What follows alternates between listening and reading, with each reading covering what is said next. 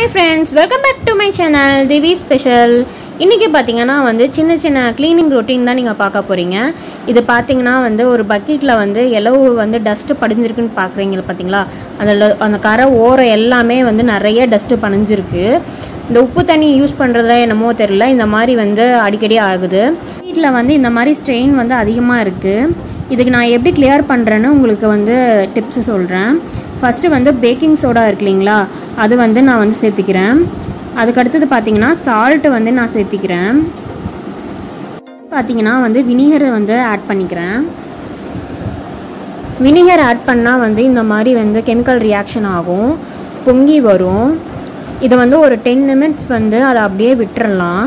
Process பண்ணும்போது உங்களுக்கு chemical allergy ஆகும் அப்படினா நீங்க gloves wear பண்ணிக்கங்க. எனக்கு அளவா கெமிக்கல் இதாகாது, அலர்ஜி ஆகாது. ஸோ நான் எந்த க்ளவுஸுமே வேர் பண்ணல, ஆனால் க்ளீன் பண்ணும்போது நான் வேர் பண்ணிக்குவேன். இது ஒரு 10 minutes இதை ரெஸ்ட்டில் விட்டுடலாம். ரெஸ்ட்டில் விட்டுட்டு அதுக்கப்புறம் உங்கள்கிட்ட காமிக்கிறேன்.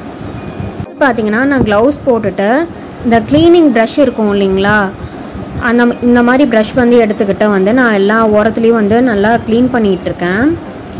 சும்மா லைட்டாக நீங்கள் தேய்ச்சிங்கனாவே அந்த கரை எல்லாமே ஸ்ட்ரெயின் எல்லாமே வந்துடும்.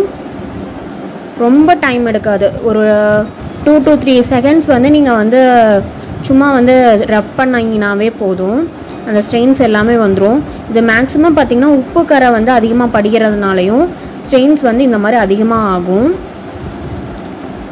பார்த்திங்கன்னா அதோட ஓரம் எல்லாமே நல்லா க்ளீன் பண்ணணும்னு சொல்லிட்டு நான் ப்ரஷ் டூ ப்ரஷ் இருக்கு இல்லைங்களா, வேஸ்டான ப்ரஷ், நான் அது யூஸ் பண்ணிக்கிறேன். மேக்ஸிமம் கிளியர் ஆயிடுச்சு, உங்களுக்கு பார்த்தாவே தெரியும். லைட்டாக அந்த இடுக்கெல்லாம் இருக்கு இல்லைங்களா, அதுக்கெலாம் இந்த ப்ரஷ் வச்சு நான் க்ளீன் பண்ணி எடுத்துக்கிறேன். ரொம்ப டைம் எடுக்காது, நீங்கள் ஒரு 2 minutesக்குள்ளேயே நீங்கள் எல்லாமே இது பண்ண முடியும். அது அழுக்கெல்லாம் பார்த்தீங்கன்னா அதிலே பக்கத்துலேயே டெபாசிட் ஆகிருக்கு பாருங்கள். ஒரு 2 minutes போல் டைம் எடுத்து எல்லாம் அந்த ஓரங்கள் எல்லாமே நம்ம தேய்ச்சிக்கலாம். தேய்ச்ச பிறகு பார்த்திங்கன்னா அந்த ஸ்ட்ரெயின் எல்லாமே வந்துடும். இது பார்த்திங்கன்னா உப்பு தண்ணி யூஸ் பண்ணுறதுனால இந்த மாதிரி ஆகுது. உங்களுக்கு பார்த்தா தெரியும்னு நினைக்கிறேன். அந்த ஸ்ட்ரெயின் எல்லாம் போயிடும். நான் வாஷ் பண்ணிவிட்டு உங்களுக்கு காமிக்கிறேன். ஸ்ட்ரெயினாக இருந்ததுன்னா ஒரு 10 நிமிஷம் போல் டைம் எடுக்கும். பண்ணிவிட்டு வந்துட்டேன். பாருங்கள், எந்த ஸ்ட்ரெயினுமே இல்லை. பக்கெட் பார்த்திங்கன்னா புதுசு மாதிரி ஆயிடுச்சு. ஸோ இந்த மெத்தடை நீங்கள் யூஸ் பண்ணி பாருங்கள். பார்த்திங்கன்னா ஒரு பவுலில் சீப்பெல்லாம் நம்ம எப்படி வாஷ் பண்ணுறதுன்னு உங்களுக்கு காமிக்கிறேன். நான் ரெகுலராக வாஷ் பண்ணிங் மெத்தடு தான் நான் உங்களுக்கு ஷேர் பண்ணிகிட்ருக்கேன். ஃபஸ்ட்டு லிக்விட் டிட்டர்ஜென்ட் நான் யூஸ் பண்ணிக்கிறேன். நான் யூஸ் பண்ணுற பிராண்ட் பார்த்திங்கன்னா சேவ் வாஷ். நான் ஒரு மூடி ஆட் பண்ணிக்கிறேன். பார்த்திங்கன்னா நான் கொஞ்சமாக பேக்கிங் சோடா ஆட் பண்ணிக்கிறேன். ஸோ இந்த 2 மட்டும் போதும். இந்த 2 யூஸ் பண்ணியே வாட்டரை மிக்ஸ் பண்ணிட்டு நீங்கள் மிக்ஸ் பண்ணி விட்டுக்குங்க. மிக்ஸ் பண்ணிவிட்டு நம்ம கோம் எல்லாமே சீப்பு எல்லாமே ஒரு 10 minutes ஆட்ட இதில் போட்டுடலாம். ஒரு 10 நிமிஷம் கழித்து அதை நான் என்ன ப்ராசஸ் பண்ணுறேன்னு நீங்கள் பாருங்கள். ஆயிடுச்சு. இப்போ பார்த்தீங்கன்னா இந்த சைடில் கேப்பில் எல்லாமே நம்ம சீவோம் இல்லைங்களா, அந்த டஸ்ட் எல்லாமே படிஞ்சிருக்கும். அதை நான் எல்லாமே வாஷ் பண்ணி எடுத்துக்கிறேன். இல்லாட்டி இந்த மாதிரி பைப்பில் காமிச்சிங்கன்னா அது சீக்கிரமாக போயிடும். மாதிரி நான் எல்லா சீப்பையும் வாஷ் பண்ணி எடுத்துக்கிறேன். வாஷ் பண்ணிவிட்டு நீங்கள் வெயிலில் இதை காய வச்சுருங்க. வெயிலில் காய வச்சதும் நீங்கள் எடுத்து வச்சுக்கலாம். ஃபஸ்ட்டு பார்த்தீங்கன்னா இந்த வாஷ் பேஷன் பாருங்களேன், எலவு ஸ்ட்ரெயினாக இருக்குது, டஸ்ட்டாக இருக்குன்ட்டு. இதை எப்படி க்ளீன் பண்ணலான்னு பார்க்கலாம். பண்ணுறதுக்கு முன்னாடி எடுத்தது. இப்போ ஃபஸ்ட்டு க்ளீனிங் ப்ராசஸ் பார்த்துடலாம். ஃபஸ்ட்டு பார்த்திங்கன்னா ஹார்பிக் இருக்கு இல்லைங்களா, அதை ஊற்றிட்டு எல்லா பக்கமும் ஒரு 10 minutes ஆட்ட நல்லா ஊற வச்சுக்கணும். நான் எல்லா பக்கமும் படுற மாதிரி ஒரு 10 minutes ஊற வச்சுக்குவேன். ஏன்னா எங்கள் வீட்டு சைடு பார்த்திங்கன்னா உப்பு தண்ணி தான். ஸோ அதனால் நான் உப்பு கரை நிறையா இருக்கும்.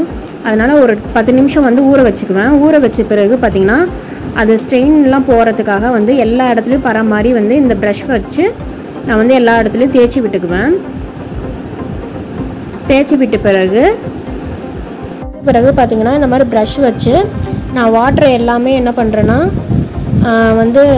எனக்கு கை அந்த ஓட்டையெல்லாம் இருக்கு இல்லைங்களா, அந்த ஓட்டை அந்த எடுக்கு அதெல்லாம் வந்து நான் ப்ரஷ் வச்சு க்ளீன் பண்ணிக்குவேன். மற்றது எல்லாமே வந்து இந்த மாதிரி ப்ரஷ் வச்சு நான் வந்து வாஷ் பண்ணி எடுத்துக்குவேன். உங்களுக்கு ஆஃப்டர் வாஷ் பண்ணதுக்கப்புறம் வந்து எப்படி இருக்குதுன்னு சொல்லிட்டு நான் உங்களுக்கு பிக்சரும் ஆட் பண்ணுறேன். இது ப்ரஷ்ஷு வந்து நம்ம இடுக்குலாம் வந்து பைப்பிலோட இடுக்குலாம் வந்து படிஞ்சிருக்கும். ஸோ அதனால் நான் இதை யூஸ் பண்ணிக்கிறேன். இப்போ பாருங்கள், எவ்வளோ பழசு மாதிரி இருந்தது ஸ்டெயின் பண்ணிவிட்டு இப்போ பார்த்திங்கன்னா புத்தம் புதுசு மாதிரி ஆயிடுச்சு. ஆனால் இந்த பைப்போட கரை மட்டும் என்னால் போகவே வைக்க முடியல.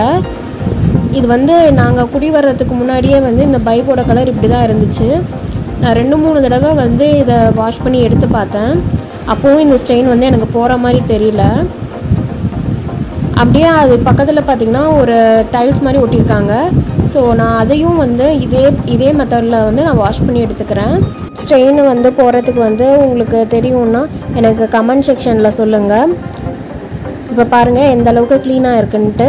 ஃபைனலாக இதை வந்து நான் ரெடி பண்ணி வச்சுக்கிறேன், அரேஞ்ச் பண்ணி வச்சுக்கிறேன். ஃபஸ்ட்டு ஹேண்ட் வாஷ் வச்சுட்டு அந்த பாசி குண்டு இருக்கு இல்லைங்களா, அது போட்டு விட்டோம்னா நல்லா வாசனையாக இருக்கும். பார்த்திங்கன்னா மாடியில் வந்து துணி காய போடணும். இந்த மாதிரி கிளிப்பு நான் வந்து ஆல்ரெடி வந்து டிப்ஸ் வீடியோவில் வந்து உங்களுக்கு போட்டிருப்பேன். இந்த மாதிரி கிளிப்பு வந்து எப்படி அரேஞ்ச் பண்ணணும்னு சொல்லிட்டு அது பார்க்கலன்னா உங்களுக்கு கீழே வந்து லிங்க்கு கொடுக்குறேன், பாருங்கள். இது கம்பியில் ஃபுல்லாமே நான் துணி காய போட்டு உங்களுக்கு காமிக்கிறேன். ஃபுல்லாமே துணி காய போட்டாச்சு. சப்போஸ் வந்து உங்களுக்கு அதிகமாக துணி இருக்குது அப்படின்னா இப்போ 2 துணியுமே அட்டாச் பண்ணி வந்து கிளிப் குத்திக்கிங்க. அதுக்கு வந்து நம்ம 2 துணியுமே வந்து கீழே விழுகாது. ஏன்னா நாங்கள் ஈவினிங் வந்து ஒரு ட்ரைவ் போனோம், வெளியில் போய் சாப்பிட்லான்ட்டு. மதுரை பன் புரோட்டான்னு சொல்லிட்டு, இங்கே வந்து மதுரையில் பன் புரோட்டா அப்படின்ட்டு இது ரொம்ப ஃபேமஸான கடை. இங்கே வந்து நாங்கள் பன் புரோட்டா வந்து ஆர்டர் பண்ணியிருந்தோம்.